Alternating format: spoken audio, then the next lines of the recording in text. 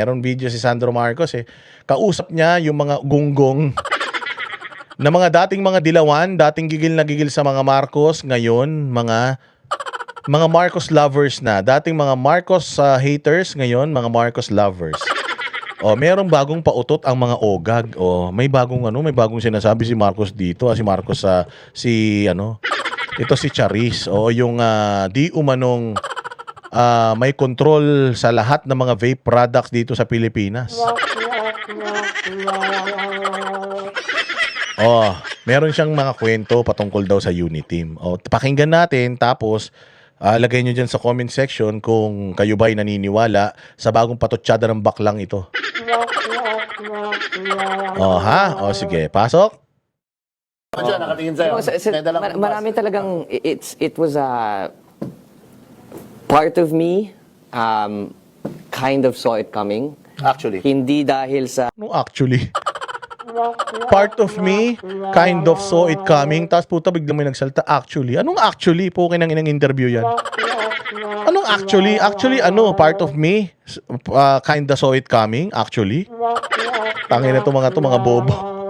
Kaya walang nanonood sa programa nyo kasi programa nyo pantanga Hindi dahil sa isang tao, kundi sa daming mga iba't ibang partido sa paligid na sa dami nilang, it was a power struggle. Yes. And I will never forget. And this is the first time kwento ko to. Wow. Yung ina, first time kinuwento mo yan kasi walang katotohanan yan. Ulul. Tangina mo naman, parang meron namang may interest sa kwento mo. Puro pagnanakaw lang naman kayo dyan sa Kongreso. Yun ang ikwento mo kung gaano kadami na nanakaw ninyo dyan. Ikwento mo kung papaano ninyo nilimas yung pera ng taong bayan. Yun ang dapat na kinukwento mo. Kung na ikwento yung mga nakaraan, ikwento mo kung gaano kalaki yung komisyon na nakuha mo. Ikwento mo kung papaano nyo pinagparti-partihan yung pera ng taong bayan. Ikaw, tatay mo, nanay mo, si Saldico, si Romualdez, si Kimbo, kayo lahat dyan. Yun ang ikwento mo, mas interesado kami doon. Pero yung mga kwento mo mong ganyan, kalokohan yan.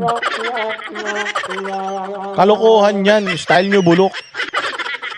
Wow. And I don't know if the president's gonna get mad at me saying this. Andito na tayo. Andito na tayo. Mr. President.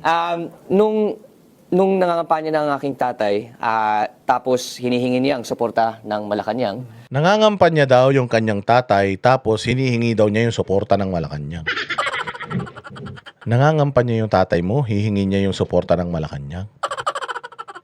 Tangina, alam nyo naman, to begin with, or in the first place, na ayaw sa inyo ni Pangulong Duterte dahil adik yung tatay mo di umano. Alam ni Pangulong Duterte na adik yung tatay mo Sabi nga ni Amy Marcos, pati ikaw adik ka Pati nga daw nanay mo adik din Sabi ni Amy yun hindi ko sinabi yun. Sabi ni Romualdez, magnanakaw ka daw. Galit na galit ka daw kasi kulang yung kulang yung alokasyon mo. Kaya tinanggal mo si Martin Romualdez, kaya inilagay mo si Bojidi. Yun yung gusto namin marinig. Sagutin mo yun. Totoo ba yung sinabi ni Saldico? Magkano kinita mo? Sa smuggling ng vape, magkano yung kinikita mo? Ganun. Yun. Tiyan, dami pang istorya ang mga ganito. Ano to, dagdag na naman? After 4 years, biglang lalabas yung istorya na yan na parang napaka-importante ng istorya na yan. Anong gusto nyo palabasin sa istorya na yan? Diretso. Tinawagan kami. Pinapunta kami sa Malacanang. Tinawagan kayo, Nino? Si Pangulong Duterte tatawag sa inyo? Sino tumawag? Sabihin mo kung sino tumawag. Para ma-deny. Kaya para makumpronta natin. Halimbawa, si Bongo ba yan? Si ano ba yan? Yung kanang kamay ba? Kaliwang kamay? Kaliwang paa? Kanang paa? Para matanong natin. Halimbawa, sinabi ni Senator Bongo, dating kasi nung tumatakbo na siya, mga bossing, tandaan ninyo nung tatakbo na si Marcos, wala na si Bongo sa palasyo Si Bongo nun nasa Senado na. Nasa Senado na si Bongbong. Ang kanang kamay ni Pangulong Duterte iba na, babae na. So parang sinasabi niya dito, isang tao na nakaupo ngayon, sino yun? Si Bongo? Ang nakausap ninyo? Sabi, tinawagan kami, pupunta kami ng Malacanang. Ba't kayo papupuntahin sa Malacanang? Ba't kayo papupuntahin sa Malacanang? Ayaw nga sa inyo ni Pangulong Duterte. It doesn't add up. Papupuntahin kasi kayo sa Malacanang, ayaw sa inyo ni Pangulong Duterte. Sabi ni Pangulong Duterte, wag nating iboboto yan kasi weak leader yan, addict yan. Spoiled yan, ganito, ganyan. Paano, sinong gago maniniwala na si Pangulong Duterte papupuntahin kayo ron? Tangina nyo. Baka kamo, pinilit nyo yung mga sarili nyo na magpunta ron. Katulad ng ginawa ninyo kay Inday Sara na pinilit nyo yung mga sarili nyo kay Inday. Nangako kayo sa kanya ng kung ano-anong kagaguhan. Tapos hindi nyo tutuparin kasi ang gusto nyo lang naman manalo. Ay, natinawagan daw sila, pinapunta daw sila sa palasyo. Nino, sabihin mo kung sino nagpapunta sa inyo kasi definitely hindi si Pangulong Duterte yan. Pangulong Duterte, hindi yan gagamit ng cellphone para tawagan yung tatay mong adik, sabi ng ate niya. Malabo yan. Sinong gago maniniwala? Sabihin mo sino nagpapunta sa inyo, sino mismo yung tumawag sa inyo, at bakit kayo pinatawag dyan. Pwede ba naman yun, hello, Sandro Marcos, tatay mo asan? Nandyan ba? Pumunta daw kayo sa palasyo. O bakit? Anong gagawin namin dyan? Ano daw meron? Sasabihin sa inyo kung anong agenda pagpunta ninyo ng palasyo. Hindi pwedeng, hello, Sandro Marcos, nandiyan papa mo? Oh, nandito, tulog. O, pakigising kasi pinapupunta sila ng Malacanang. O, siyempre, kukunin, o. Daddy, si Malacanang daw. O, hello po, hello. Hello, ano po ito? Staff po ito ni Pangulong Duterte. Pinapupunta po kayo dito sa Malacanang. Siyempre, tatanungin mo, ano meron? Bakit po? Bakit kami pinapupunta dyan? Siyempre, tatanungin mo yun. O, di sana alam ninyo. Sinabi sana nitong ogag na to kung bakit sila pinapunta ron. Ano yun? Basta pinapunta lang kayo ron, tapos walang rason, pumunta lang kayo. Tanga kayo. Di ba kung magkukwento ka, ganun eh. Tinawagan kami ng Malacanang, tapos pinapunta kami doon kasi kakausapin daw kami tungkol sa election 2022. Buti sana kung ganun yung kwento niya. Hindi, ang kwento niya. Tinawagan kami at pinapunta kami ng Malacanang. Yun lang yung kwento. Hindi niya kinwento kung bakit sila pinapunta ng Malacanang. Alam ka na pupunta ka ng Malacanang? Pupunta ka ng Malacanang, di mo alam kung bakit. Pupunta ka na, paano ko ilibing kayo ng buhay doon? Tanginan to, umpisa pa lang, sinungaling na eh. Ay kami dyan, mga 2 oras kami nakahintay, nakatambay lang dun. And then, mantakin mo, pag pumunta kayo ng Malacanang, ito yan kasi kami, pinapupunta man kami dyan. Pinapupunta kami ng Malacanang. Ilang beses na rin kami nakapunta ng Malacanang, pinapunta kami ni PRD dyan. Pag tumawag yan sa inyo, usually text yan or tawag, hello po, Boss D, Boss Dada, at saka Banateros, in-invite po kayo ni Pangulong Duterte, alas 8 ng gabi. Alas 8 ng gabi. May oras yun. Hindi pwedeng pumunta kayo dito, tapos pumunta lang kayo doon, tapos ina-expect mo, harapin na kayo kagad. Gago yarn. Siyempre, pag pinapunta kayo doon, punta kayo dito, mga bandang alas 7 ng gabi, alas 8 ng gabi. Dito na po kayo mag-dinner, di ba? Ganun yun. Pumunta sila doon. Hindi nila alam kung bakit sila pinapupunta ron. Tapos dinala daw sila sa 1 kwarto, 2 oras sila nag-antay doon. Utang ina ninyo, ibig sabihin nagpunta kayo doon, wala kayong schedule, kaya dinala kayo sa isang holding area at pinag-antay kayo doon. Kasi kung pinapunta kayo ron, hindi kayo mag-aantay ng matagal. Hindi kayo mag-aantay ng matagal. Kasi, alimbawa alam ko alas 8 ng gabi yung usapan namin. Anong oras ako pupunta ng Malacanang? Papasok ako ng Malacanang alas 7. Alas 7, nung panahon ng COVID, pag nagpupunta kami dyan, sandamukal na mga swab test, ang ginagawa namin, at least mga 4 hours before yung time namin, nandiyan na kami. Pero pag wala ng COVID, pagpunta mo dyan, usually kung sinabing alas 8 ang appointment mo, alas 8 ka pupunta ron or 7:30, 7 o'clock. Di ka pwedeng pupunta ron ng mas maaga pa dun sa oras na binigay sa'yo. So kaya kayo pinag-antay, kung totoo yung istorya mo, kaya kayo pinag-antay doon kasi putyang ina nyo, hindi kayo imbitado. Bobo ka ba? Sino maniniwala sa'yo, Sandro? Putya, minsan ka lang magsisinungaling kasi sinungalingan pa eh. Nakaharap kami. I'm never gonna forget. Andun kami sa presidential guest house, pinasok. And at the time, there was still no official endorsement from Malacanang. And Talaga nag-expect kayo? Na-endorse kayo ng Malacanang? Ibinabanatan nga kayo ni Pangulo. Personal na nga sinabi ni Pangulo na ayaw niya sa inyo. Nag-expect pa talaga kayo? At pa ngayong presidente, no? exactly. And so we were supposed to meet the president at the time. But instead, hinarap kami sa 3 tao. Hindi ko na lang babanggitin kung sino. Di ba? 3 tao ang humarap sa kanila. Ibig sabihin, ayaw ni Pangulong Duterte, kung totoo itong kwento niya, ayaw ni Pangulong Duterte na harapin sila, kaya ibang tao yung pinaharap sa kanila.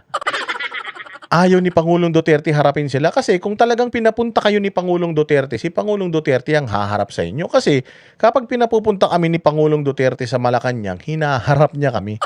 Siya mismo nakakausap namin. Pero kayo, pinapunta doon, nilagay kayo sa isang holding area, tapos ang pumunta, staff lang ni PRD. Ibig sabihin, hindi kayo imbitado. Fake news to. Putsang inang yan. Kalokohan tong kwento na to. Kilala namin si Pangulong Duterte. Kung ayaw niyan sa'yo, hindi ka haharapin yan.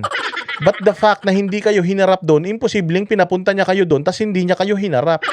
Ibig sabihin, pumunta kayo doon, hindi kayo imbitado, humihingi kayo ng audience with the President, gusto niyong bulahin yung Presidente, pero bistado ng Presidente ng Pilipinas noon si Pangulong Duterte yung mga kademonyuhan ninyo, kaya hindi niya kayo hinarap. Sige na, harapin nyo na lang. Nandito na sila. May taboy natin yan.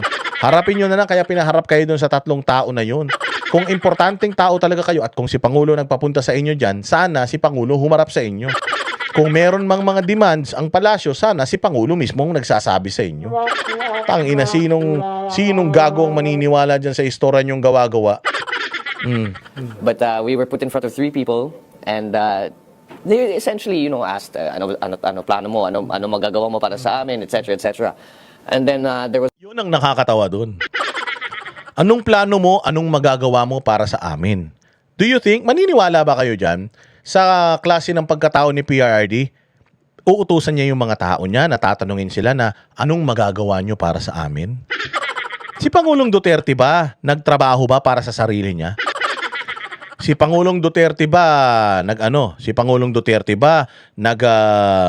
kumita ng pera, nangontrata para sa sarili niya? Yumaman ba si Pangulong Duterte nung nagtrabaho siya sa Pilipinas? Nakita nyo ba si Pangulong Duterte na nung presidente siya, binigyan niya ng pabor yung mga kamag-anak niya, binigyan niya ng pabor yung mga kaibigan niya? Nakita nyo ba si Pangulong Duterte na gano'n? Naniniwala kayo o maniniwala kayo? Baka sabog lang to si Sandro, baka nakasinghot na naman ng masamang utot yan. Ng expired na utot, kaya siguro kung ano-ano na naman ang iniisip niya, baka nananaginip. Maniniwala kayo? Sasabihin ni Pangulo yun. Ano ang magagawa mo para sa akin? Ulul. Tangina, walang ganun. Hindi pwedeng mangyari yun. Si Pangulong Duterte? Si Pangulong Duterte, alam mo ba si Pangulong Duterte, mga bossing? Never yan nang hingi kay Pastor Apollo Kibuloy, ng pera. Never. Oo. Never. Kahit isang kusing, walang hiningi yan si Pangulong Duterte. Pagka ganyang mga eleksyon, gusto nga daw ni Pastor na tulungan siya sa kanyang kampanya. Ayaw daw ni Pangulong Duterte. Ayaw nga tumanggap ni Pangulong Duterte ng campaign donation galing sa mga Lopez ng ABS-CBN. Kayo pa, mga magnanakaw na Marcos, tatanungin niya kung ano ang magagawa mo para sa amin. Ang ina niyan. Sinong lolokohin nyo? Gago, walang ganun. Napaka-imposible niyan. Ano pa kasi nungalingan netong baklang to? one person who's a sitting official now, hindi ko na lang sasabihin. One person which is a sitting official now. Noong panahon ni Pangulong Duterte, sabi ko nga sa inyo, this is 2022, di nito alam, akala nito siguro, gusto niyang gawa ng issue si Bongo. Si Bongo, noong 2022, senador na siya. Senador na si Bongo noon. Walang hiya ka. Hindi na siya special assistant to the president. Si Pangulong Duterte, iba na ang kasama niya noon, hindi na si Bongo. Sabihin mo kung sino pa ba ang tao ni Pangulong Duterte na nakaupo pa sa gobyerno ngayon bukod kay Vince Dizon? Wala na, tinanggal niyo na lahat. So wala nang taga-gobyerno na dating tao ni Bongbong, sinibak niyo na lahat. Si Trixie Cruz Angeles, sinibak niyo. Si Arnel Ignacio, sinibak ninyo. At kung sino-sino pa na mga tao ni Pangulong Duterte na na naging tao rin ninyo, sinibak nyo lahat. Or umalis na at least. So isa na lang ang dikit kay Duterte na nakaupo pa ngayon, which is si Bongo, na napakalabo na makakausap nila sa Malacanang. Kasi si Bongo ay hindi na nagtatrabaho sa Malacanang noon. Senador na siya. Hindi siya pwedeng maging senador and at the same time, special assistant to the president. Tanga. Yan ang sinasabi ko sa iyo. Kaya nga hindi niya pinapangalanan kasi nga, putya, gawa-gawa yung istorya niya. Gawa-gawa yung istorya ng ulul na yan. Ang inakala mo naman makakalusot sa amin yung kabubuan mo, bata ka pa. Magaling ka lang magnakaw, magaling ka lang gumawa ng kabulastugan dyan sa Kongreso, pero puta, hindi mo kami mabubudol. Hindi mo kami mabubudol, mga ogag. But that's a clue. He's a May clue pa si Gago. Bakla ka? Si OG Diaz yarn. Pucha, may pa-blind item pa si Tanga. Pucha, kung talagang matapang ka, papangalanan mo kung sino yan. sitting official now. Sinabi niya kay Pangulo na, sige, suportahan ka namin on the condition that. So, suportahan ka namin. Sa tingin mo, manggagaling yun kay Pangulong Duterte na, sige, susuportahan kita. In the condition that, may condition pa. Pangulong Duterte? Si Pangulong Duterte hihingi ng kondisyon sa inyo? Binibigyan nga siya ng pera ng mga oligarko para pang takbo niya ng eleksyon. Hindi nga niya na tinanggap, tatanggap pa siya sa inyo, mga kawatan kayo. Ulol! Tangina, hindi... Sandro Marcos, putang ina, palagay ko hindi mo pa nakakasama si Pangulong Duterte ng matagal. Baka nakamayan mo lang, nakapag-bless ka lang, hanggang dun lang. Pero sigurado kung hindi mo pa yun nakakausap ng matagal, nakakasama ng matagal. Tangina, si Pangulong Duterte kahit isang beses walang pabor na hiningi sa amin yun. Wala siyang utos sa amin, kanain nyo sa ganito. Walang ganun si Pangulong Duterte. Wala siyang pakialam kahit kanino. Ang pakialam lang niya, magtrabaho siya para sa bayang Pilipinas. Walang ibang pwedeng mag-negotiate in behalf of him. Si Pangulong Duterte, meron siyang special assistant to the president, pero yung special assistant to the president, assistant lang talaga yun. Hindi yun nagdidesisyon. So, kung totoo yung sinasabi mo na nagpunta kayo at hinarap kayo ng 3 tao na yun, putsang ina, sigurado ako na kabalbalan yan. Kasi kung itong 3 taon na to, hindi pinaalam kay Pangulong Duterte na nandiyan kayo, sana hindi na kayo dyan sa Malacanang nag-usap, sana sa labas na lang. Ulol! O, ano daw ang request? Ano daw ang request ni Pangulong Duterte? Kami yung mamimili ng ES. Kami yung mamimili ng Speaker. Kami mamimili ng Senate President. Kami mamimili ng Secretary. Basta marami silang hiling. Gago, no? Yun daw ang request ng Pangulo. Again, hindi si Duterte kausap niya, yung 3 daw. Na ayaw niyang pangalanan. Kaya ayaw niyang pangalanan kasi nga, putang na mapapahiya siya. Pag sinabi niya si Bongo, sasabihin ni Bongo, ha? Wala na ako sa Malacanang noong 2022 eh. Senador na ako noon, nasa Senado na ako, hindi ako pwedeng tumambay doon sa Malacanang kasi co-equal branch yan, hindi pwede. Ang ina to sinungaling. Si Pangulong Duterte makikialam sa Senate President, makikialam sa Speaker of the House. Putang ina, hindi nakialam si Pangulong Duterte nung presidente nga siya, hindi niya pinakailaman yung Hindi nga pinakailaman ni Pangulong Duterte yung Congress nung presidente siya. Yung Congress nag-aaway-away nga dyan si Martin Romualdez, si Alan Peter Cayetano, si Lord Alan Velasco, tsaka si Alvarez. 4 yan eh. 4 yan na nag-aaway-away dyan. Pinakailaman ba ni ni Pangulong Duterte yun? Hindi. Yung Senate President, sino Senate President noong panahon ni Pangulong Duterte? Si Tito Soto man. Walang pakialam si Pangulong Duterte sa Senate President. Kung nung time niya hindi siya namili ng Senate President, putyang ina, lalo na kaya sa time niyo. Tingnan ninyo nung panahon ni Pangulong Duterte, ipinatawag nga sila Pulong diyan sa Senado. Pinatawag si Pulong, si Manscarpio, inimbestigahan yung si Senator Bato de la Rosa. Ibig sabihin, yung Senate during nung time ni Pangulong Duterte, kinakana yung mga tao ni Pangulong Duterte. Imagine mo, presidente ako. Ako ang pumili ng Senate President, tapos papayag ako, ipapatawag si Pulong. Papayag ako, ipapatawag si Manscarpio, yung asawa ng anak ko. Putangin na mo. Ulul, di mo kami maluloko. Anak ni Claire Castro. Na si Sandro Marcos.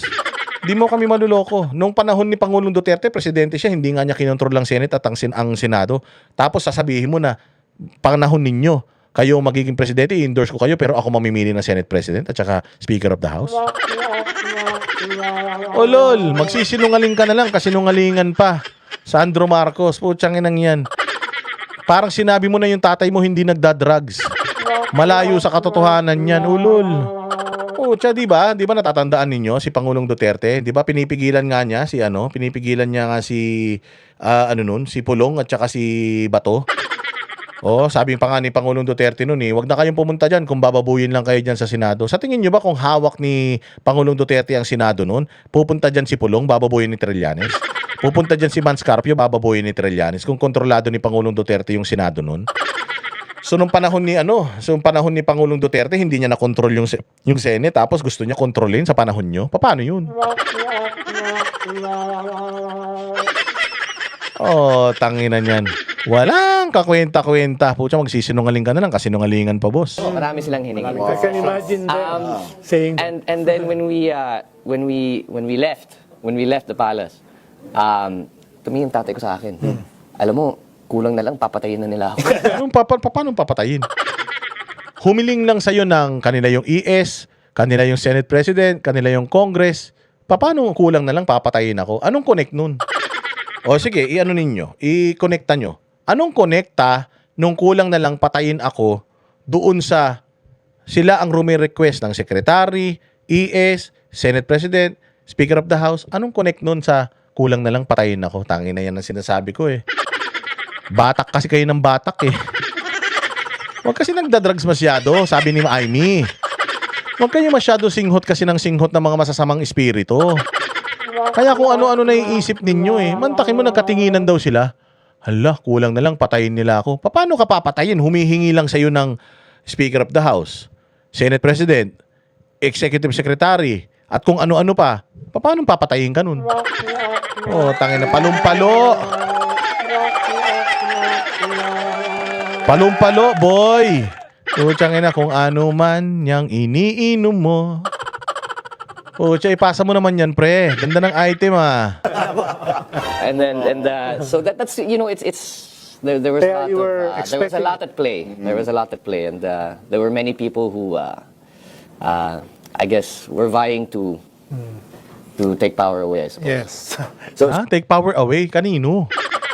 Take power away saan? Meron daw mga tao who's vying to take power. Sa putang ina kasi ang dadaldal nung mga nitong mga host, hindi pa tapos yung sinasabi, daldalan, putang ina nyo, gusto nyo pa, mag-vlog na lang kayo, gusto nyo palang salita kayo ng salita.